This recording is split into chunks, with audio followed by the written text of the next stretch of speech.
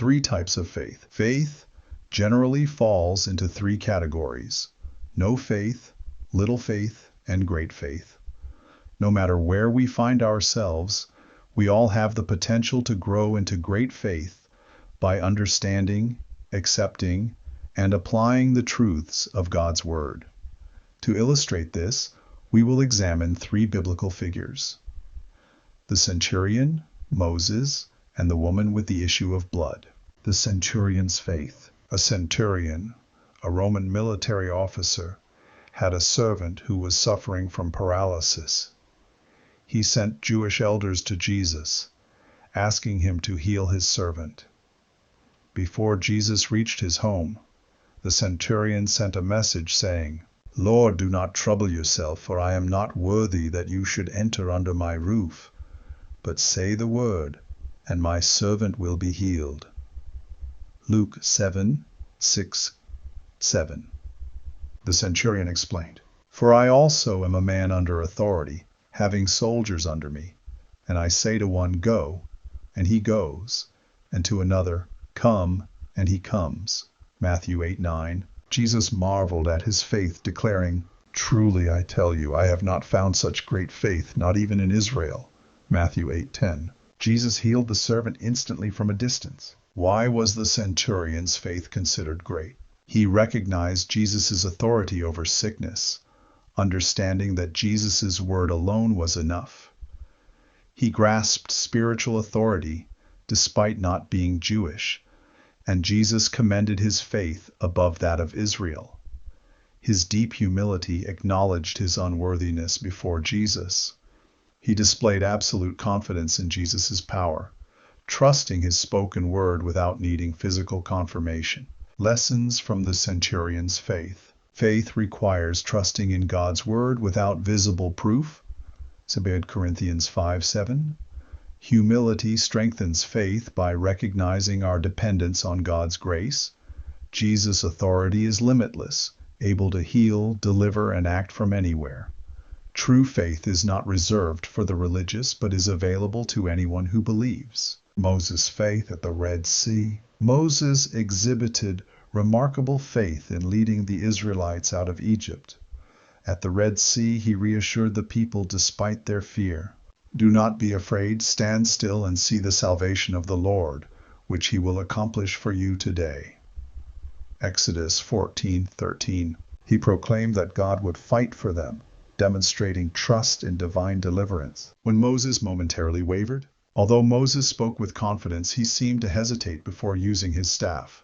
God addressed him directly. "Why do you cry to me? Tell the children of Israel to go forward." Exodus 14:15.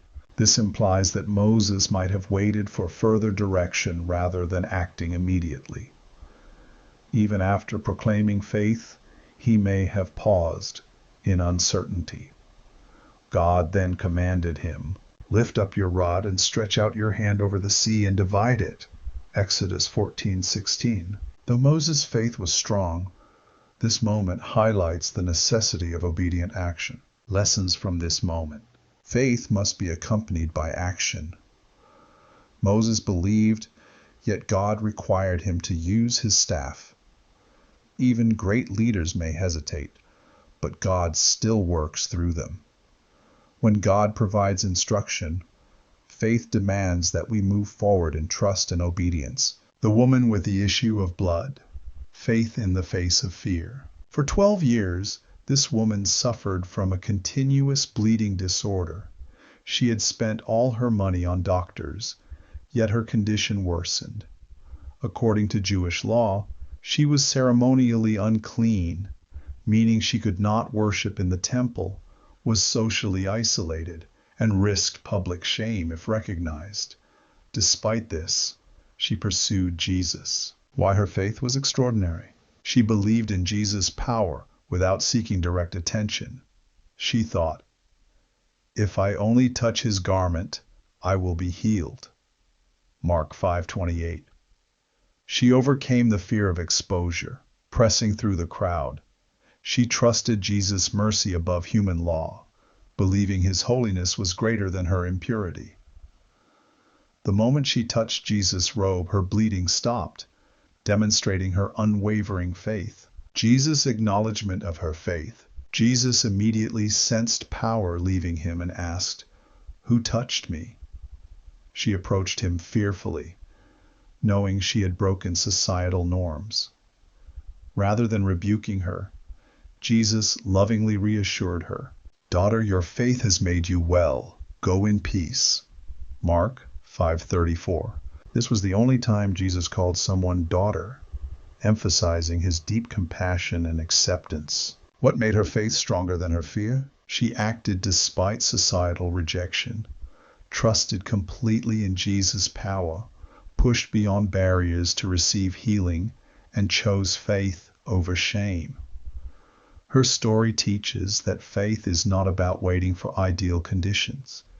It is about trusting Jesus despite challenges. The middle ground between faith and fear. Some people find themselves in a space between faith and fear, experiencing doubt, hesitation, or uncertainty.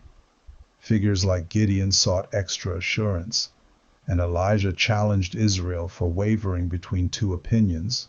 1 Kings 18:21. How to move from doubt to strong faith. Strengthen faith by meditating on God's Word. Romans 10:17. Be honest in prayer, asking God for help in overcoming unbelief. Mark 9:24. Reflect on past victories where God has been faithful. Psalm 77:11. Take small steps of obedience, as even weak faith grows through action. James 2:17. Surround yourself with faith-filled believers who offer encouragement. Hebrews 10:25.